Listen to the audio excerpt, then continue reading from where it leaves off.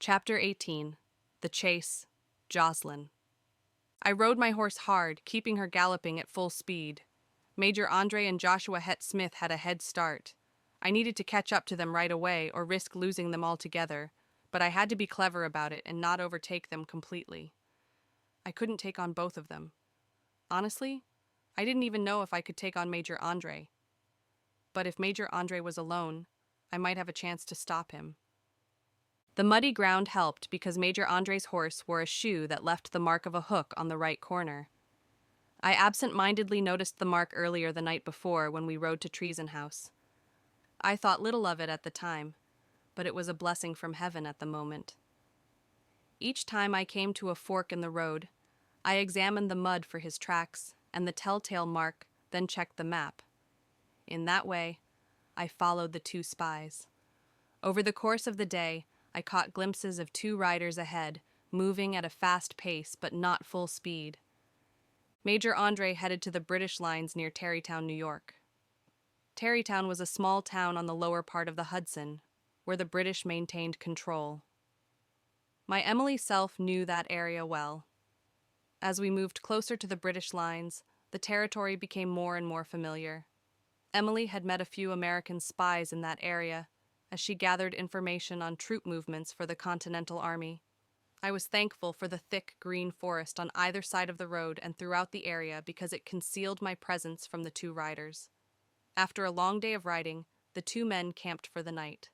I camped too, but far enough away not to be detected. I filled my stomach with apples, beef jerky, and hard biscuits with jam, and then tried to get some sleep. The chilly night made it difficult to sleep, but my clothes and lots of blankets kept me warm enough to catch some much-needed rest. Unfortunately, I overslept the next morning.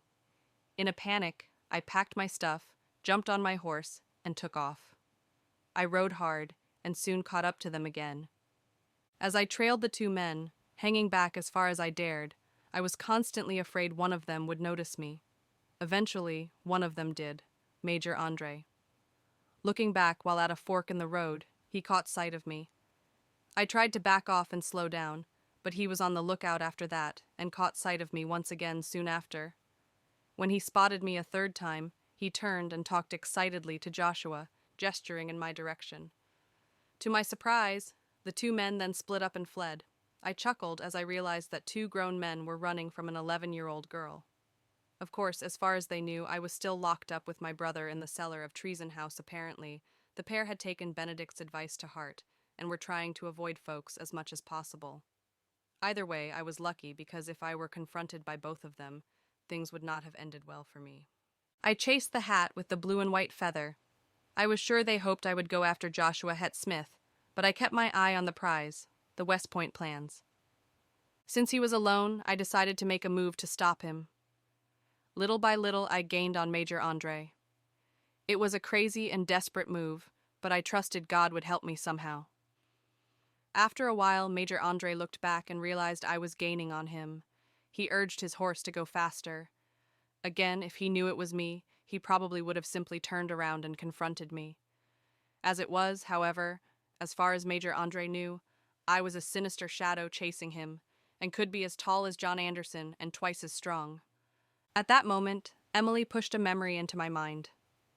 It was an image of a shortcut through the woods and past Bergen's Inn, a side road that she had once taken when evading the British in that area a few months before Major Andre would not know of the shortcut.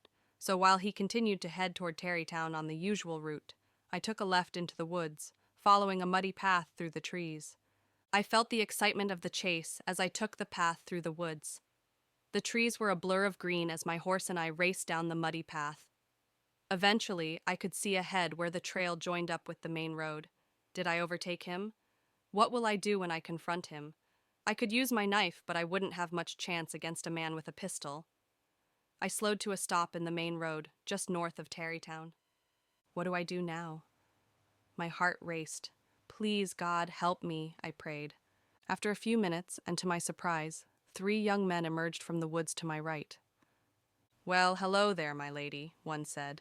He held a deck of cards and smiled in a friendly way. My name's John Paulding. What's yours?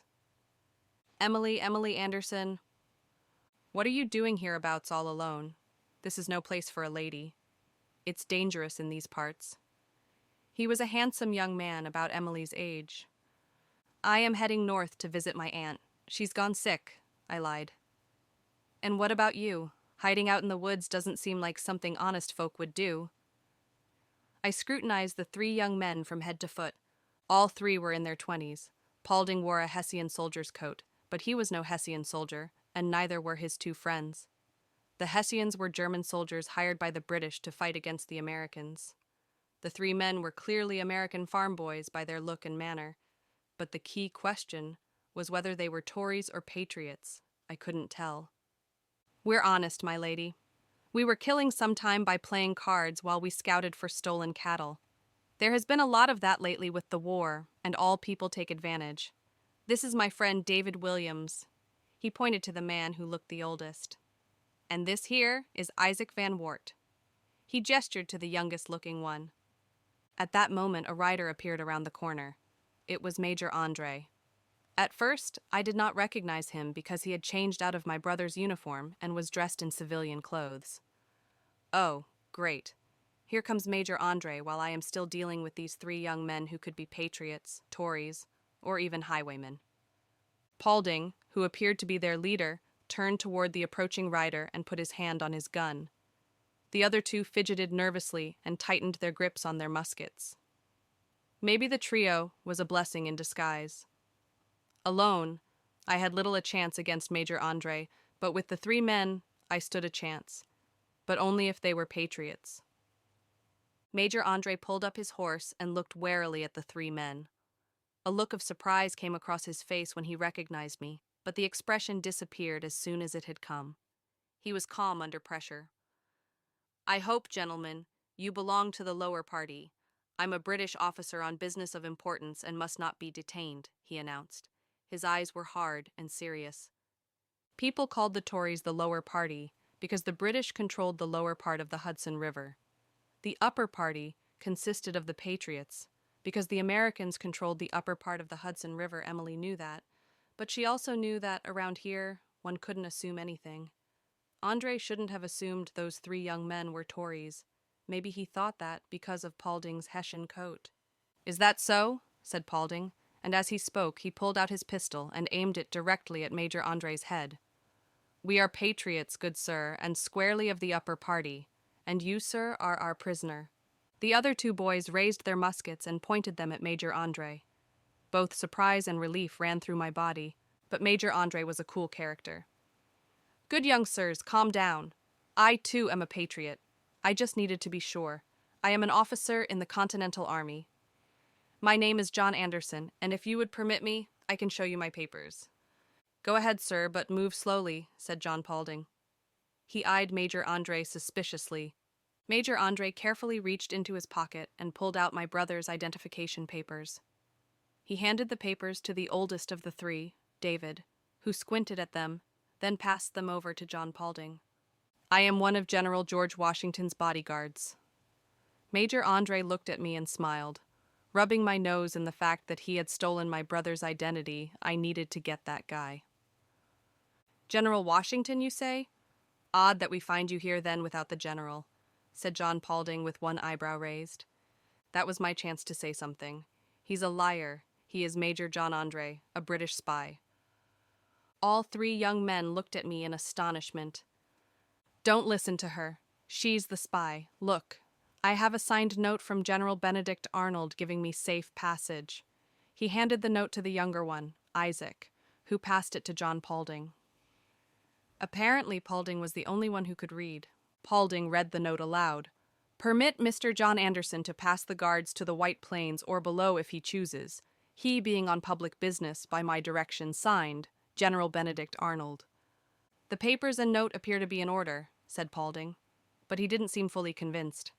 I opened my mouth to say something, but Major Andre cut me off. She's the spy. She is a British spy who is gathering information on the whereabouts of General Washington. The Redcoats plan to capture General Washington. It's a bold plan that we must stop. I found out what she was up to, and I'm on my way to report to General Washington himself. John Paulding's expression became even more serious as he took in the information. He looked at Major Andre, then at me. "Sorry, my lady, I hate to do this, but I must search you. Please get down off that horse. You too, sir. Please dismount. We'll figure this out." I protested and batted my eyelashes at John, Emily's idea, but he was having none of it, so I got down off my horse. I had no choice. Major Andre also dismounted. The two young men were careful to keep Major Andre and me in their sights and their guns raised. "Sorry, miss," said John as he searched my pockets. He did so respectfully, which I appreciated, but he soon found the hidden pocket and the knife. John Paulding raised an eyebrow at me and rubbed his chin. "She has a hidden pocket with a knife." Stepping back, he aimed his pistol at me. "Going to visit your aunt with a knife hidden in your pocket?" My heart raced, but I forced myself to remain calm. I shrugged and said, "A lady can't be too careful in these parts." A smile crossed his face for a moment, then he said, "That may be, but what about making accusations that this man is a spy? Something's amiss here, gentle lady. If he is going to warn General Washington like he says, why is heading toward the British lines rather than away from them?" "I'm not heading toward the British lines. I am trying to ditch her. She has been following me. I doubled back, but as you can see, she is relentless," said Andre. "Now once again, I say to you, I am John Anderson of the Continental Army, and on official business for General Benedict Arnold of West Point. Please let me go, and make sure you lock up this spy. She's as clever as a snake and twice as dangerous." John Paulding mulled things over. He examined the note again, then considered Major Andre, then looked me over once again. I could have sworn he seemed disappointed when he said, "All right, we'll let you go on, Mr. Anderson. My lady, you must come with me." I couldn't let Major Andre get away. "Wait, I admit it. I am a spy," I said. All three of the boys stopped and stared at me. Even Major Andre looked surprised. "I am a spy for General Washington," I said, "and we must stop this man. He and Benedict Arnold are conspiring to give up West Point to the British and possibly capture General George Washington himself." The three young men looked even more stunned at the new revelation about Benedict Arnold. "Preposterous," said Major Andre. "Really? Is that the best you can do? General Benedict Arnold betrays the rebellion? That is ridiculous." John Paulding took everything in. He looked at Major Andre, then at me, and scratched his chin. "Someone is a liar here, but I'm not sure who it is just yet," he said. I had to make my play. It was now or never. "I can prove he's a spy. He has the plans to West Point hidden on him somewhere, and documentation that shows all the weaknesses of West Point. You've got to believe me. He isn't who he says he is. He's not John Anderson. John Anderson is my brother. He stole my brother's uniform. He is Major John Andre, spymaster of the British Army." Apparently, something in the desperate tone of my voice made John Paulding believe, or want to believe at least. "Search him, boys, and see if what she said is true." "This is outrageous," said Major Andre. Isaac searched him while the older one, David, covered Major Andre with his musket. Isaac took Major Andre's pistol in the search. Meanwhile, John Paulding still pointed his pistol at me but seemed more interested in the search. After a little while, Isaac shook his head. "Nothing," I gasped softly. "There," said Major Andre. "Now, do you believe me?" Paulding sighed and turned toward me again. "You have to believe me," I pleaded.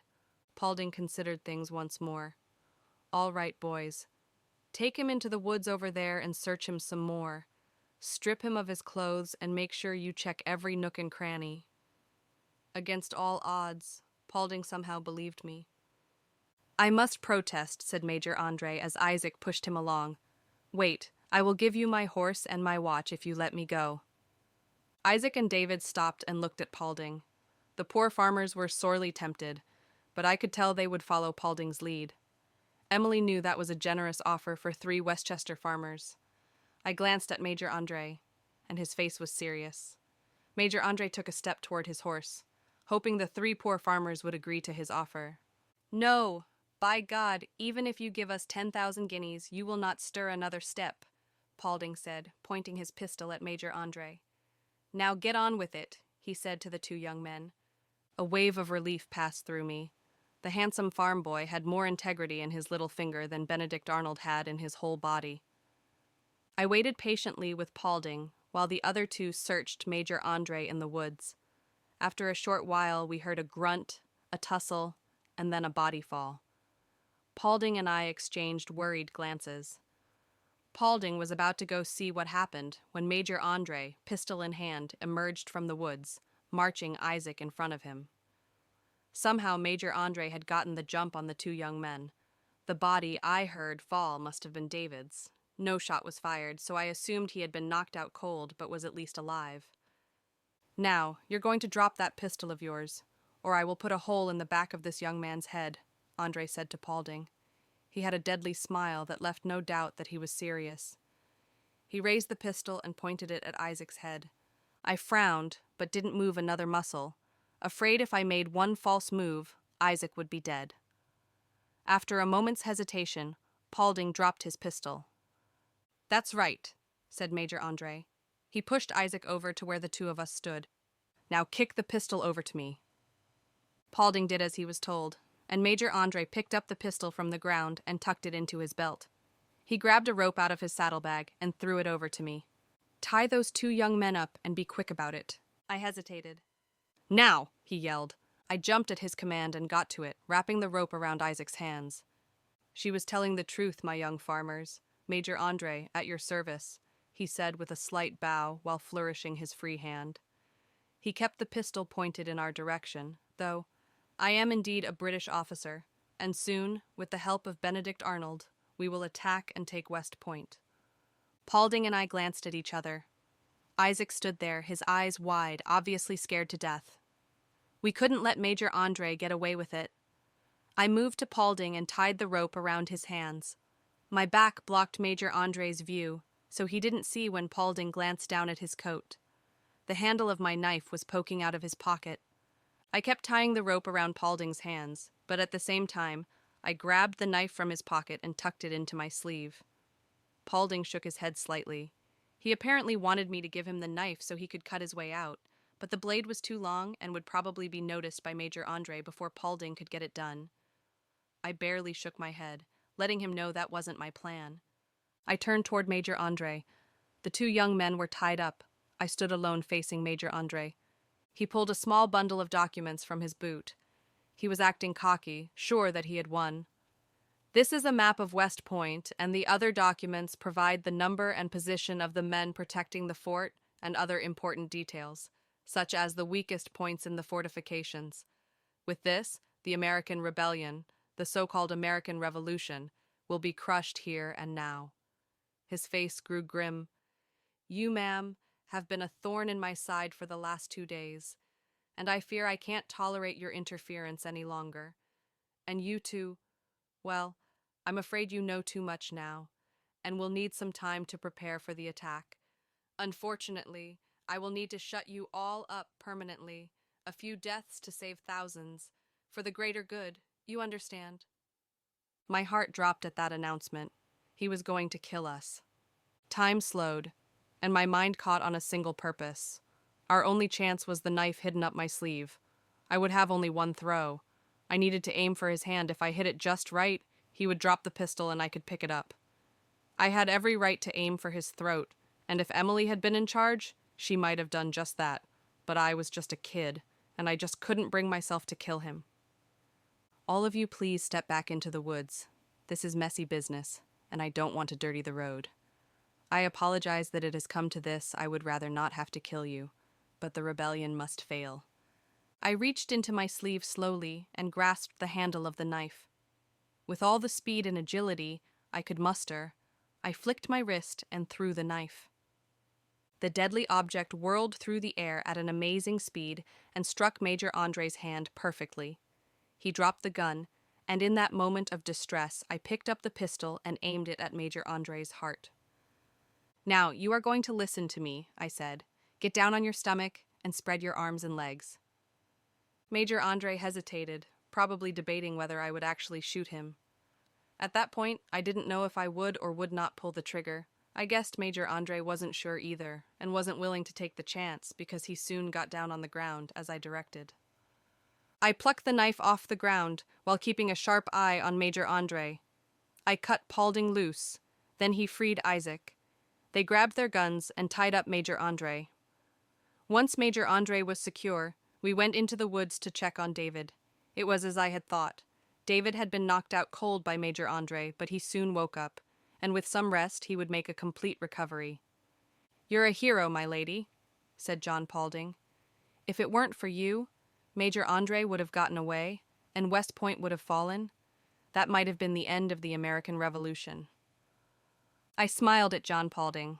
I had done it. I defeated John Andre. "I'm a patriot like you. No more, no less," I said.